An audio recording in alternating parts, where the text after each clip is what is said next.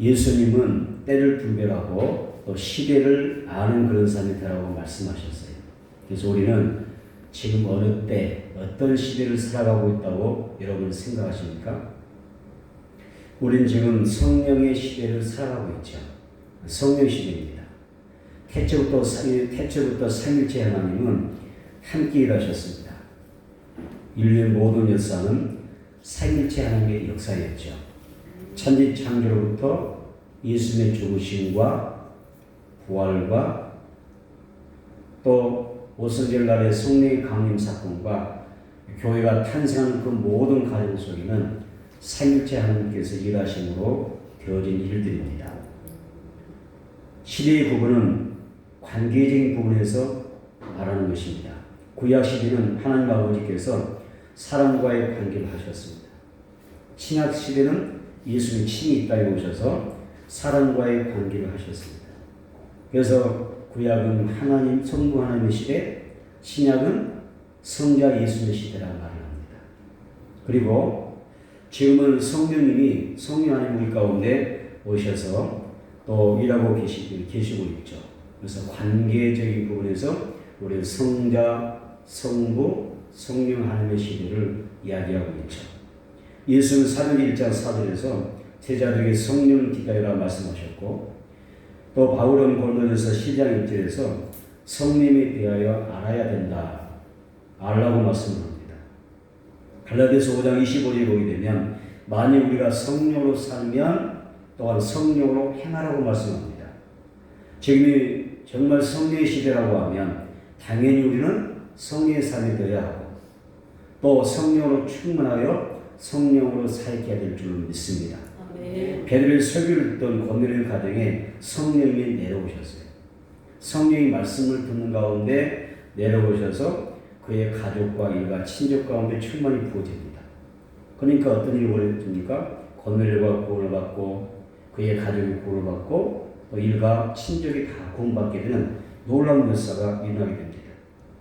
성령이 오시면 바로 이런 일들이 생겨나는 것입니다. 오늘 우리들의 가정에도 성령이 임하셨으면 좋겠어요.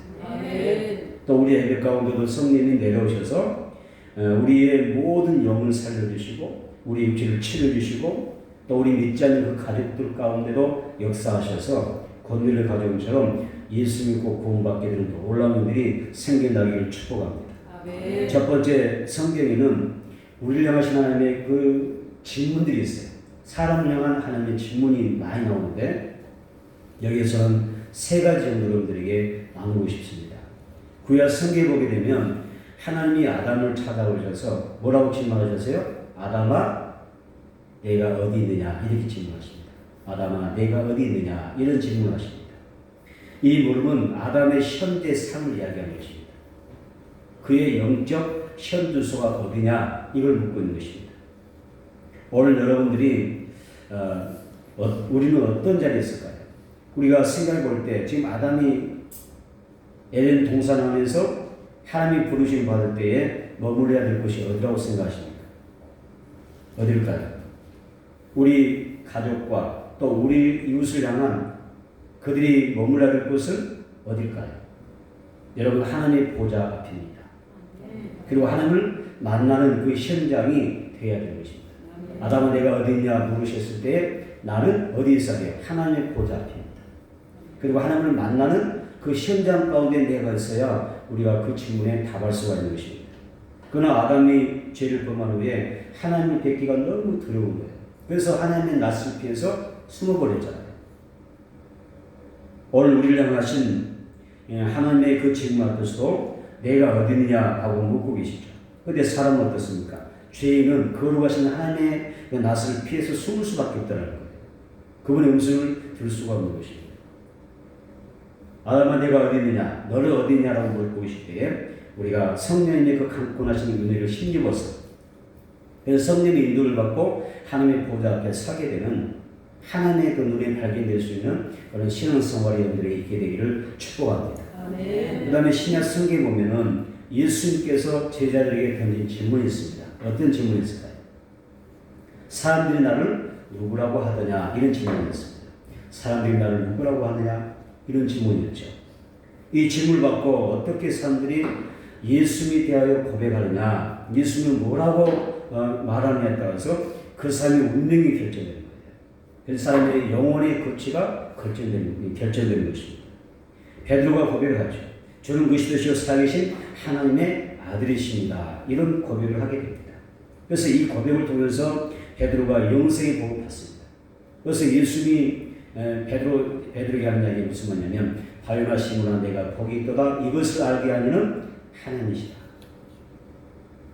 하나님 아버지라고 말씀합니다. 그러니까 베드로가 복을 받은 것입니다. 신앙 고백을 하나 할 수 있는 것도 제대로 할 수 있는 것도 하나님 앞에 복 받은 일입니다. 하나님이 복을 주시니까. 베드로가 하나님께 복을 받아서 신앙 고백을 분명히 했다는 것입니다. 주는 그리스도시요 살아계신 하나님의 아들이십니다. 이런 고백을 할 수 있는 것이 축복이라는 것입니다.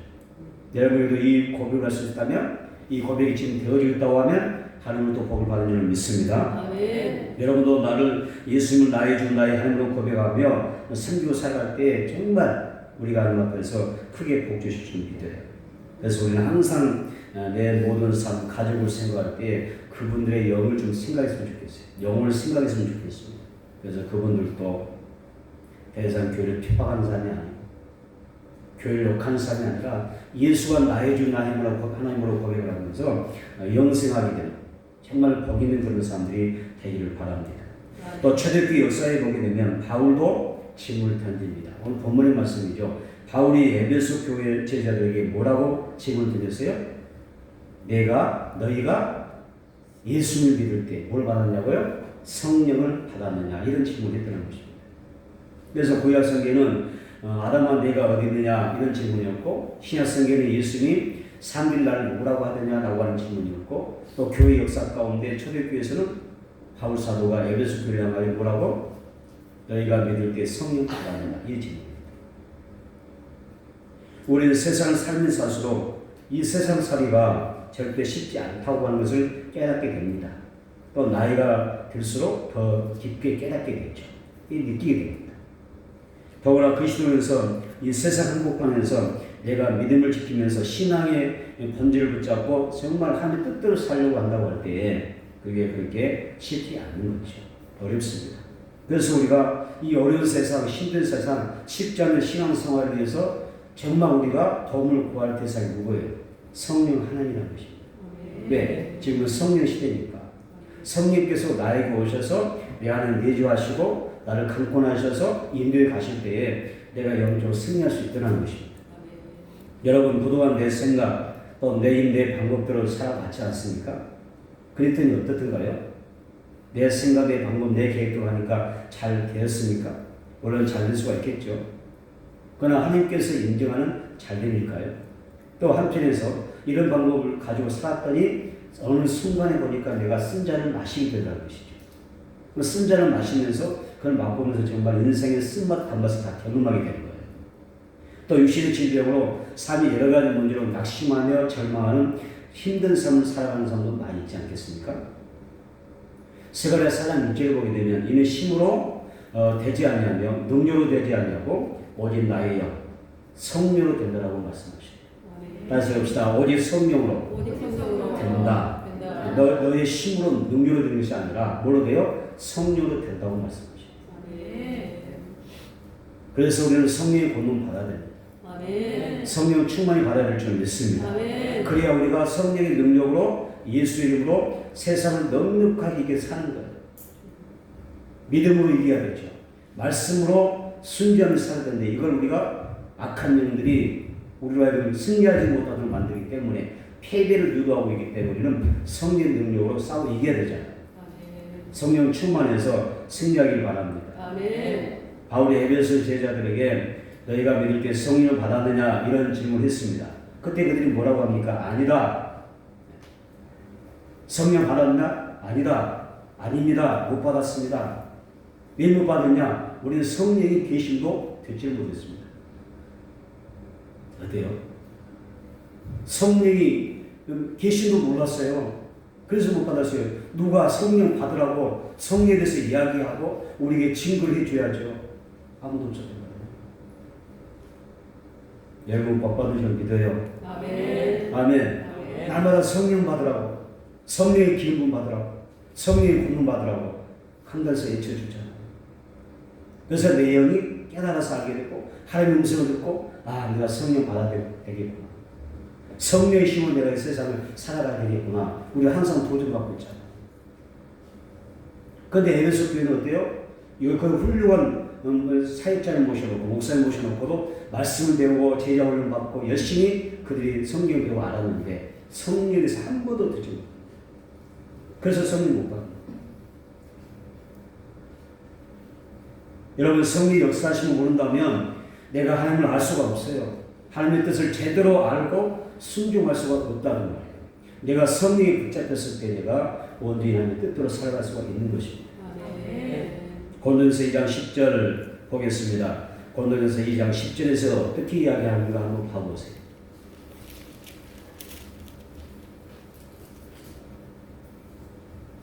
고린도전서 2장 10절입니다. 시작. 오직 하나님이 성령으로 이것을 우리에게 보이셨으니 성령은 모든 것, 곧 하나님의 기쁜 것까지도 통달하시느니라. 아멘. 하나님이 어떻게 하셨어요? 오직 하나님이 성령으로 이것을 우리에게 보이신다. 오직 하나님이 성령으로 이것을 우리에게 보이신다. 성령님은 모든 것, 하나님의 깊은 것까지라도 통달하십니다. 성령이 오셔서 나를 도와주셔야 말씀이 깨달아지고 성령께서 역사하셔야 내가 하나님의 뜻을 알고 서서 됩니다. 성령 하나님의 뜻을 우리에게 깨닫게 하십니다. 그렇기 때문에 우리가 성령의 역사하심을 경험하지 못하면 하나님의 뜻을 온전히 순종할 수가 없는 거예요. 뜻대로 살아갈 수가 없는 것입니다. 바울이 너희가 너희께 성령 받았느냐 이 질문 속에 이것은 우리를 향한 질문이기도 합니다. 여러분 성령 받으셨습니까? 성령 받으셨습니까? 받지 못한 분은 성령 꼭 받으세요. 신세계가 이럴 줄 믿습니다. 성령 받았습니까? 그러면 우리는 어떻게 더 성령 충만을 구하고 성령 은혜 안에 살아가야 될 줄 믿습니다. 성령님께서 내 모든 삶과 사역의 질을 높여주실 거예요. 성령 오시는 내 모든 삶을 더 복되게 하실 줄 믿습니다. 그래서 내 지역을 더 넓혀주시고 내 가정을 치료하시고 회복해 주시고 우리에게 더 좋은 날들이 펼쳐질 수 있도록 축복해 주실 줄 믿습니다. 두 번째는 성령을 헬라어로 뭐라고 이야기합니까? 파라클레토스라고 그러죠. 파라클레토스라. 다시 파라클레토스. 성령을 파라클레토스라고 해요. 이게 무슨 말이냐? 파라라고 하는 것은 곁에라는 뜻입니다. 곁에. 자, 파라가 무슨 뜻이라고요? 곁에, 옆이라는 뜻입니다. 그럼 클레토스가 뭘까요? 도와주시는 자, 이런 뜻입니다. 다시 말하면 성령님이 파라클레토스라고 하는 얘기는 무슨 말이에요? 성령님이 내 옆에서 내 곁에서 나를 도와주신다, 그런 뜻입니다. 세상 끝날까지 우리 이 세상 살면서 수많은 일들을 만나잖아요. 수많은 혼란과 문제와 고난과 시험을 만날 텐데 어려움을 만날 텐데 성령님이 천지만물을 창조하신 전능하신 하나님이 파라클레토스 내 옆에서 나를 도와주신다. 여기 이만큼 든든한 배경이 어디 있어요? 누가 여러분들 도와주는가요? 여러분의 부모님이 도와주셨나요? 여러분의 형제가 도와주셨나요? 여러분의 자녀가 도와줬나요? 성경에 보니까 나를 낳아주신 부모가 나를 버릴지라도 성령님 나를 절대 버리지 않습니다. 그분이 도와준 것입니다. 그래서 성령이 내게 오셔서 나를 도와주시면 어때요? 열심과 능력이 생겨나는 거예요. 코로나 시대에 여러분 영적으로 다운됐습니까? 신체가 됐습니까? 도무지 믿음이 안 생기십니까? 열심이 안 생깁니까? 하늘에만 우리가 꿈과 비전을 품지 못합니까?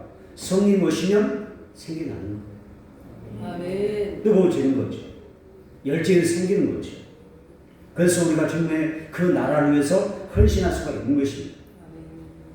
또 하나님의 나라와 교회를 위한 비전을 품게 되고 성령이 오시니까 우리가 충성하는 삶, 하늘의 상급을 쌓아가는 그런 삶이 될 수가 있다는 것입니다.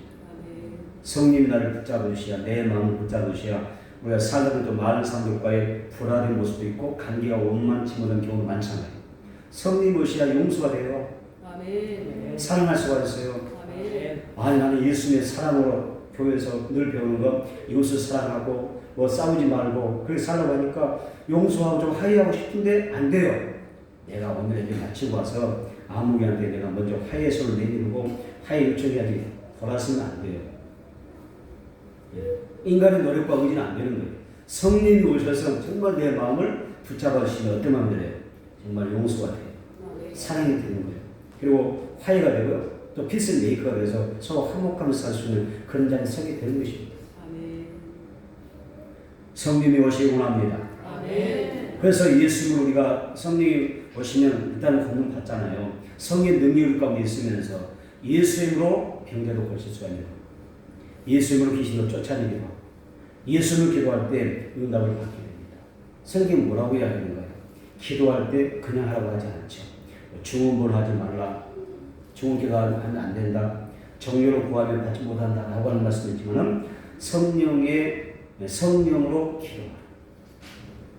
이런 말씀이가 강조하고 있으면 깨달아야 됩니다.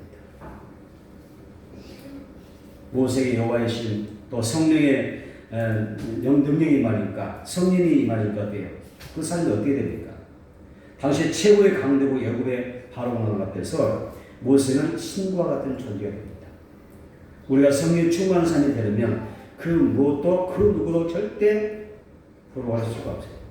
성령 받으면 여러분 절대 누구를 부러워할 필요가 없어요. 사장도 부러워할 필요가 없어요. 재물도 부러워할 필요가 없어요. 그 누구도 우리의 부름의 대상이 아닙니다.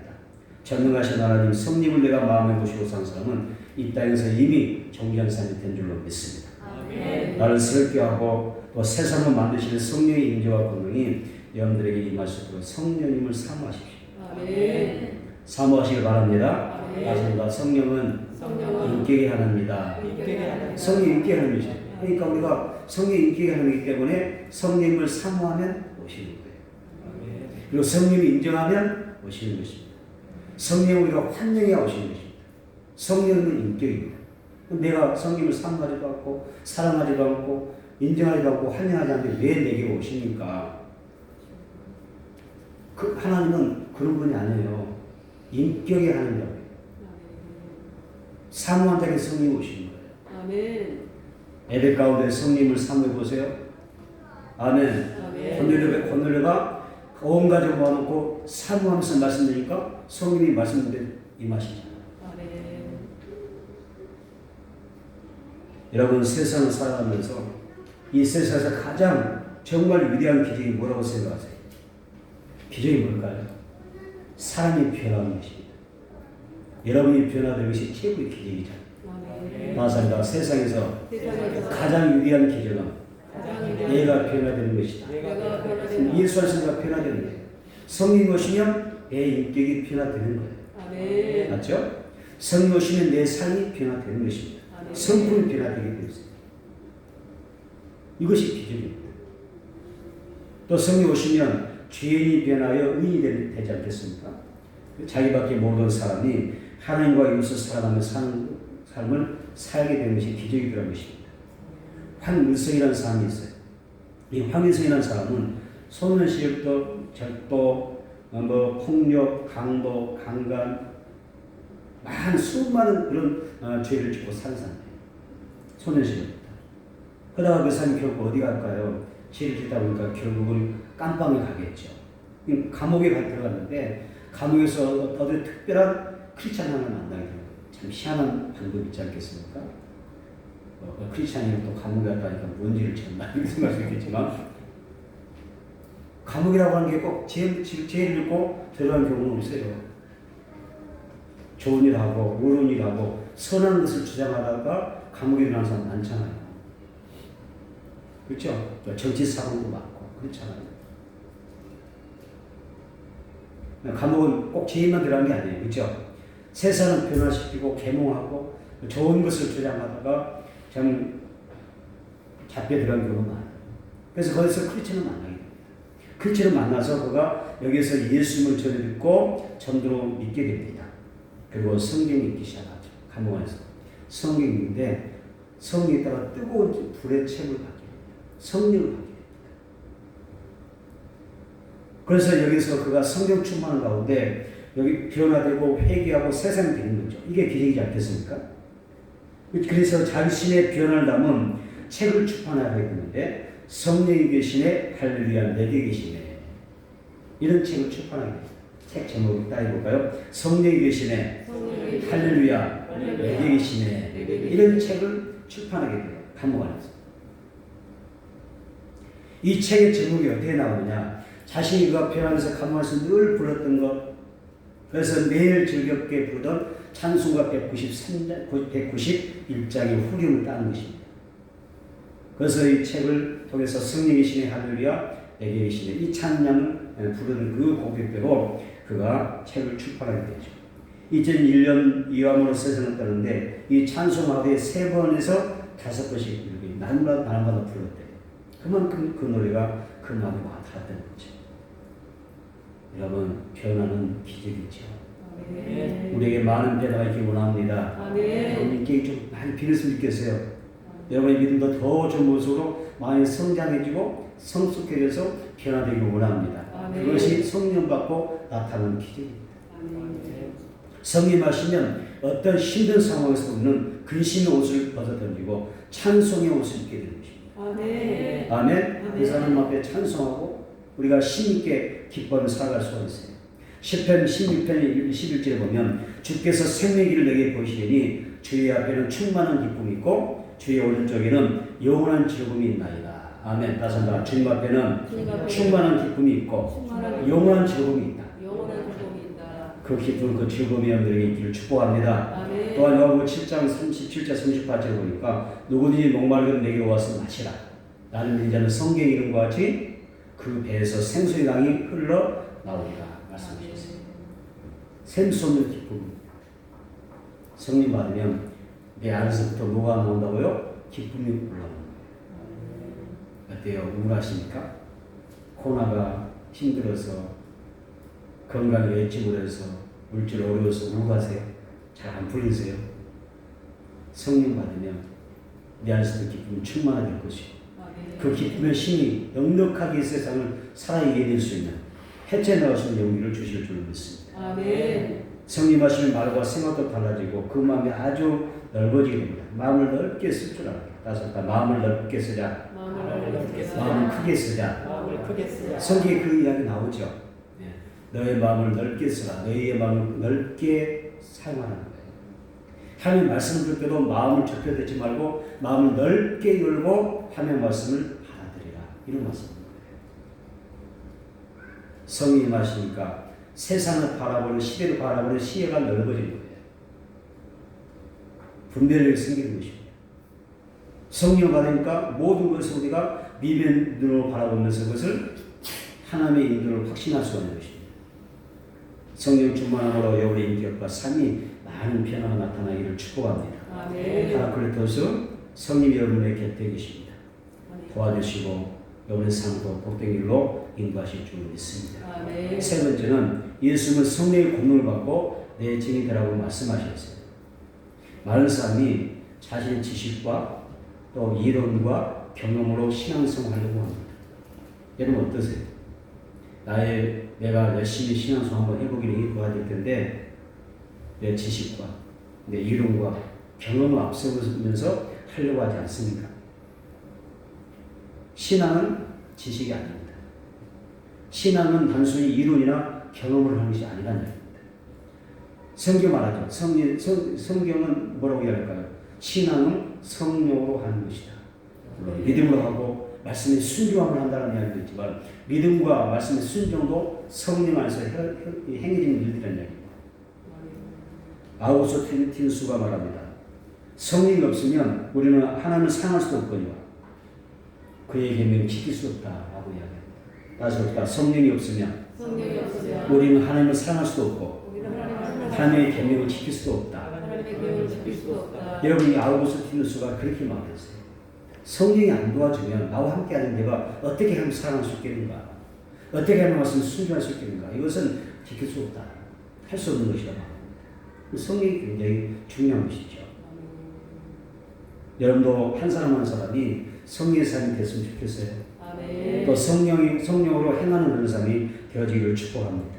그래서 칭찬을 많이 받고 또 하나님 앞에서 하늘의 상급도 받고 성령으로 살아갈 때 하나님께서 여러분의 모든 삶을 지켜주시고 도와주셔서 이 땅에서도 잘되게 도와주시고 복받는 그런 주인공이 되기를 원합니다. 사도행 1장 8절에 보니까 오직 성령이 너희에게 임하시면 너희가 권능을 받고 예루살렘과 유대와 사마리아와 땅끝까지 이르러 내 증인이 되리라 이렇게 말씀했어요. 그 성령 받지 않고도 우리는 신앙생활 열심히 할 수가 있어요. 그렇죠? 성령 특별히 받지 않고 신앙생활 열심히 하는 사람 많잖아요. 교회도 열심히 나가고 애들을 잘 드리고 봉사도 잘하는 사람이 많이 있어요. 그래서 성령과 상관없이 관계하지 않고도 저 에베소 교회 제자들처럼 봉사도 잘할 수가 있고 말씀을 잘 배울 수도 있고 또 영을 사는 마음으로 전도할 수도 있겠죠. 그러겠죠?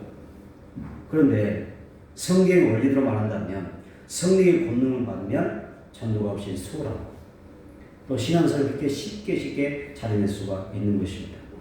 생설까지는 여러분 이걸 가지고 불 지피는 게 굉장히 힘들잖아요.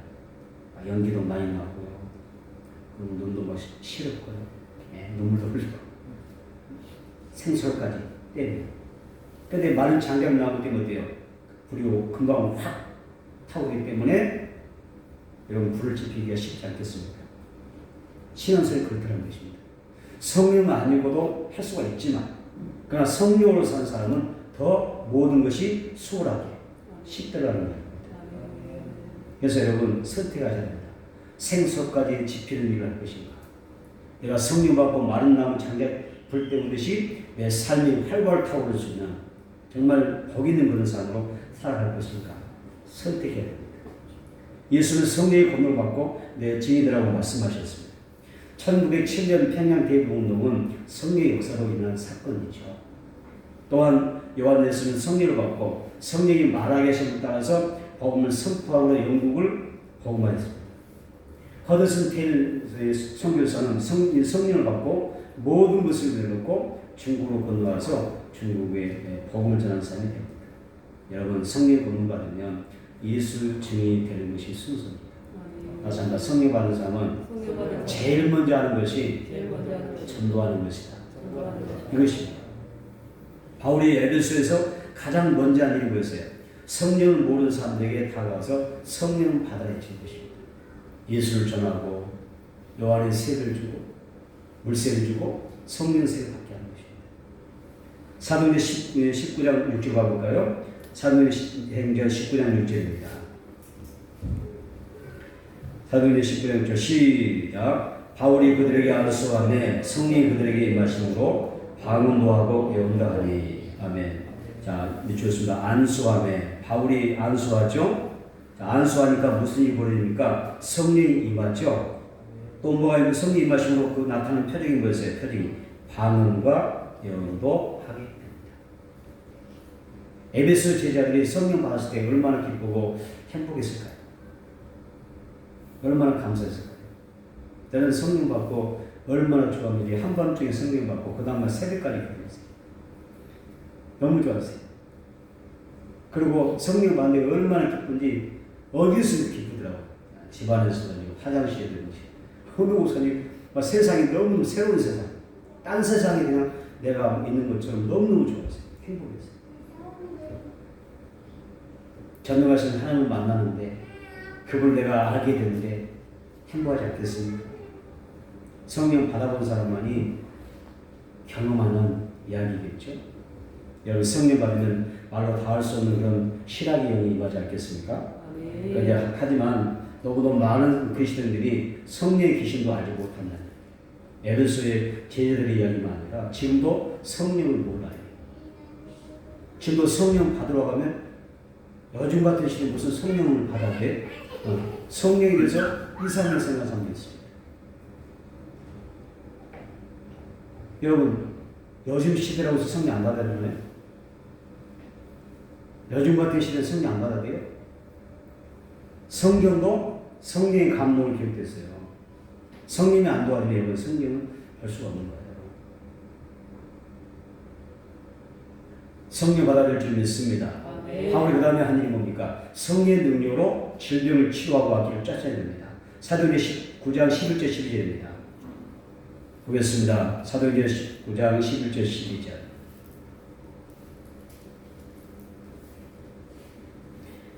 읽겠습니다. 하나님이 바울의 손으로 놀라운 능력을 행하게 하시니 심지어 사람들이 바울의 몸에서 손수건이나 앞치마를 가져다가 병든 사람에게 얹으면 그 병이 떠나고 앞으로 나가라. 아멘. 바울의 손으로 놀라운 능력을 행하시더라. 성령이 하시는 거죠. 바울의 몸에서 뭘 가져다가 바울에게 있는 손수건과 앞치마를 가져다가 그냥 병든 사람에게 얼른만 놓아도 환자에게 얼른만 놓아도 그 병이 떠나가고 앞뒤로 나가다. 이것이 성령의 권능이에요. 성령의 능력인 줄 믿습니다. 아멘. 사도 바울은 이 성령의 권능으로 놀라운 표적과 기사를 예수 복음 증거하면서 함께 했는데 이렇게 간증합니다. 내가 전도할 때에 사람의 지혜의 말을 하지 않냐고 다만 성령의 나타남과 그의 권능으로 행한 것이다. 이렇게 합니다. 이것이 영적 비밀입니다. 이것이 생명과 능력의 비결이 되는 것입니다. 코로나19 팬데믹은 전 세계적으로 일상을 완전히 강제적으로 멈추게 하고 경제, 기후, 의료, 정치뿐만 아니라 삶의 방식, 문화, 종교까지 변화를 가져왔습니다. 우리 그리스도인들도 신앙이 많은 도전과 이유를 받고 있습니다. 또 많은 간섭 속에서 또 많은 이야기들 속에서 우리는 영적으로 위축되어졌든지 또 많은 사람이 신앙이 주저앉아 내렸잖아요. 내려앉았습니다. 이건 우리가 정말 두려운 이야기입니다. 신앙의 두려운 이야기입니다. 이런 시대를 살면서 여러분 코로나19 시대에 우리에게 가장 심한 문제가 뭡니까? 무엇을 회복해야 됩니까? 지금 우리가 뭐 해야 돼요? 믿는 사람들이 지금 정말 이 시대에 필요한 게 뭐라고 생각하세요? 제시라는 성령입니다. 아멘. 성령의 권능받는 것입니다. 아멘. 성령 받으면 우리는 하나님께서 지혜를 주시고 승리하게 하실 줄 믿습니다. 아멘. 또 성령의 권능이 임하면 우리가 하나님의 보호 속에서 강건한 삶을 살아갈 수가 있는 줄 믿습니다. 아멘. 성령의 권능을 보세요. 사도 바울의 손수건 앞치마만 가져다가도 병든 사람이 얹으면 병이 낫게 되고 악한 더러운 귀신이 떠나가죠. 이 상황에서는 성령을 말하지 않는다?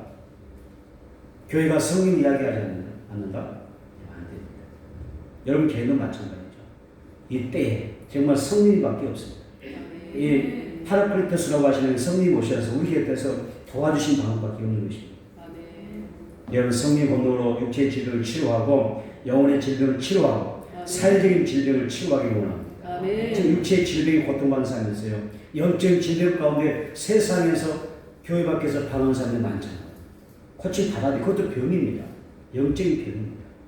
또 사회적인 질병도 많잖아요. 서로 감시하고 거리를 두고 또 우리가 하면서 어떻게 돼요? 서로 믿지 못하는, 서로 불신하고 손깍질하는, 정죄하는 그런 모습 속에서 사회 질병인 것입니다.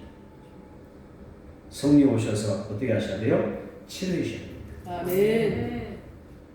여러분 성령 이곳에 계십니다. 아멘. 우리 예배 가운데 계심을 믿습니다. 아멘. 성령 가운데 임하실 줄 믿습니다. 아멘. 우리 교회가 이 에베소 현장이 되기 원합니다. 아멘. 성령 오셔서 우리에게 성령 세례 주시는 성령의 기쁨을 충만해 주셔서 우리 사역의 역사하게 되기를 축복합니다. 아멘. 성령의 충만함으로 첫사랑 천미를 회복하세요. 여러분 어쩌면 지금 이렇게 앉아있지만은 이미 영적인 질병 가운데 신음하고 있을지 모르겠어요. 치료받기를 바랍니다. 아멘. 그래서 예배가 회복됐으면 좋겠어요. 아멘. 열정이 회복되고 믿음이 회복되는 역사의 길을 축복합니다. 아멘. 말씀을 정리합니다. 사람들은 일생생을 살아가면서 남들의 법칙을 정하며 살아갑니다. 철학자들의 법칙은 내 생각한 대로 될지어다. 철학자의 법칙입니다. 너의 생각한 대로 될 것이다. 그러면 여러분 의사들의 법칙이 뭘까요? 너 먹는 대로 될지어다. 내 먹는 대로 될지어다. 선생님들의 법칙이 뭘까요? 너가 보는 대로 될지어다. 그럼 성경의 법칙이 뭘까요? 내 믿음대로 될지어다. 아멘. 세상의 법칙은 달라지는 거예요. 성경의 사람은 내 믿음대로 될지어다 선포하면서 나가는 사람들이죠. 아멘. 그래서 여러분 우리가 시인하고 선포하고 나가게 되면 그대로 믿음대로 되는 역사가 있게 될 줄 믿습니다. 아멘. 여러분 그러므로 성령을 사모하고 인정하고 환영합시다. 또 성령의 권능을 받기 위해서 전심으로 기도하십시오. 그래서 성령을 모르는 사람 되지 말고 성령을 받는 사람 되십시오. 더 이상 우리가 무력한 신앙이 되지 말고 성령의 권능을 받아서 만난 사람마다 치유하고 회복해주고 또 그들의 영혼을 구원할 수 있는 그런 삶이 되기를 바랍니다. 자신과 가정, 이웃과 또 예수의 생명을 나누는 그런 은혜의 삶이 되기를 바랍니다. 모든 일이 여러분이 믿음대로 여러분의 믿음대로 되어지기를 축복합니다.